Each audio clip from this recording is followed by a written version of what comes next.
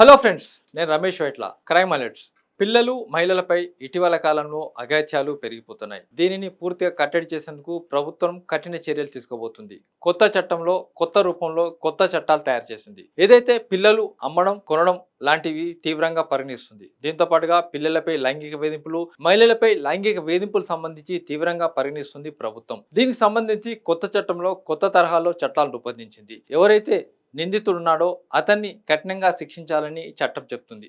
ఇందులో భాగంగానే మరణశిక్ష విధించే వీలును కల్పించింది. అంతేకాకుండా యావజ్జీవ శిక్షలు కూడా ఇందులో విధించబోతుంది. దీంట్లో కేసు విచారణ అతి త్వరితగతిన పూర్తి చేయాలని చెప్పి కూడా పోలీసులకు ఇందులో పేర్కోవడం జరిగింది. 60 రోజుల్లో పూర్తి స్థాయిలో కూడా దీంట్లో ఛార్జ్షీట్ వేయాలి. అంతేకాకుండా బాధితులకు సంబంధించి DNA ప్రొఫైలింగ్ కూడా త్వరగా చేసి ఆ సంబంధితంగా వాళ్ళకి న్యాయం చేకూర్చే విధంగా ఏర్పాట్లు చేయాలని చెప్తుంది. ప్రభుత్వ ప్రైవేటు ఆసుపత్రుల్లో పిల్లలకి వైద్యులకి త్వరితగతిన ఉచిత